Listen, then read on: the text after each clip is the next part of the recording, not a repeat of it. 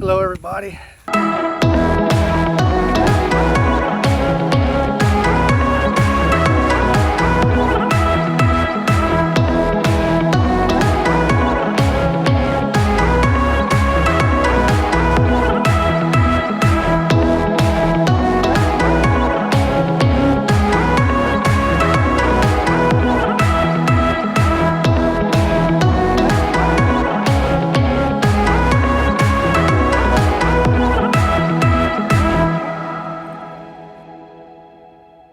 So today we came to our farm in Sagbayan to put more stones in the driveway that are coming from our construction project at our house in Gindelman.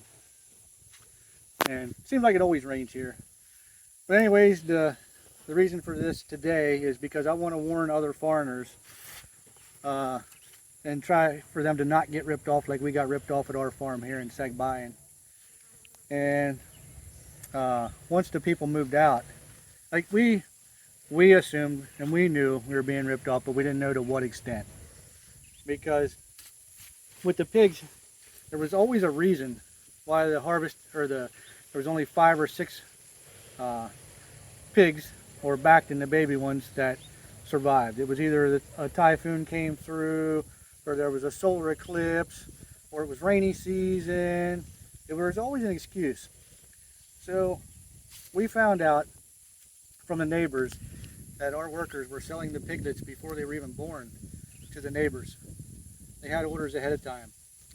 And if I remember correctly, it was between 13 to 15 is what the pig had each time. But we only ended up with 6 or 7 sometimes 5. I guess it depended on how many orders they had, the pre-orders for the pigs. So we tried to come here without letting them know we were coming, so we could try and catch them doing this stuff. And this is before we knew it, but we assumed it. So every time we came here, the numbers were right every time.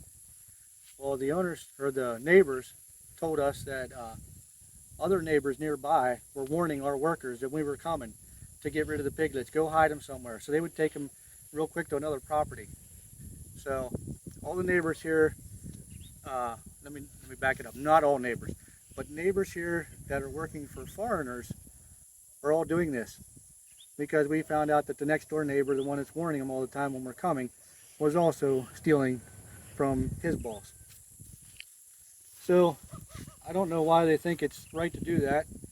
And we figured we lost between 200 and 250,000 pesos on them stealing our pigs over the course of 3 to 4 years, something like that. So it could have been more, you never know. So that equates to about 4,000 to 5,000 US dollars, and that was just on our pigs. Our farm here is 1.8 hectares, which is like 4.5 acres, which most of it was rice, except for the house and the piggery and some chicken stuff.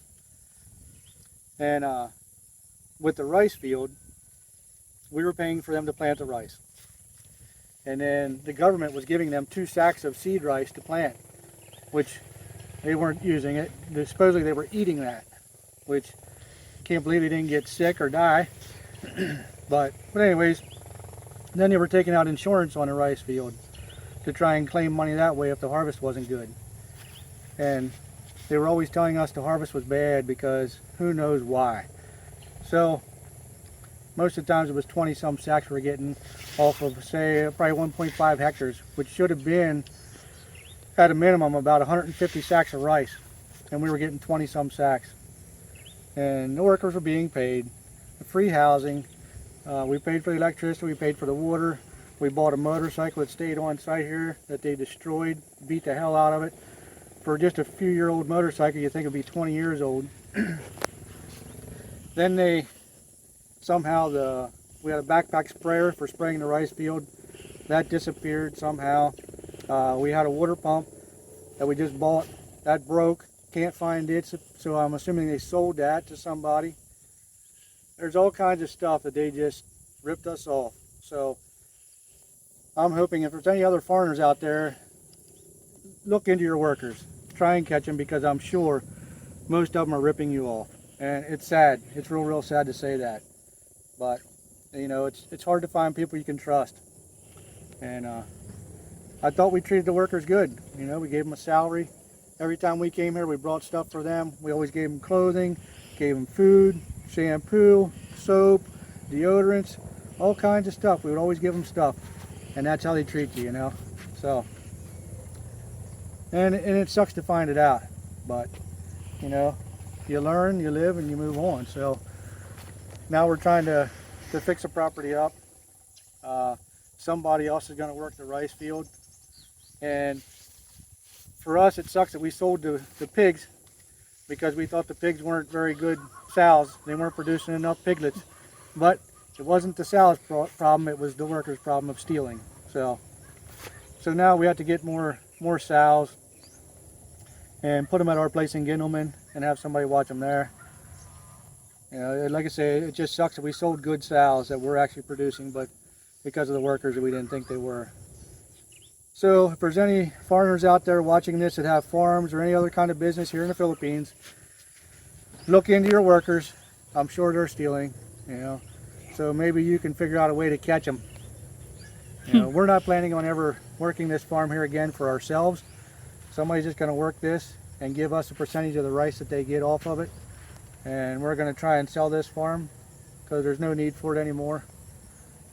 We got it so we had pigs, so when we had people work at our house, we had pigs so we could have them butchered or roasted so they'd have something to eat, and it was a little cheaper for us. But so this farm, we broke even on the pigs, but only broke even. You know, that's why we decided to start getting rid of everything.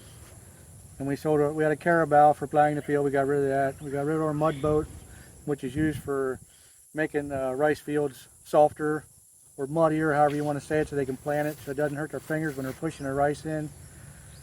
So we're getting out of the business of farming here in Sagbayan, and hopefully we can sell the property and invest that money into something else. So thanks for watching. Please like, share, and subscribe, and have a wonderful day.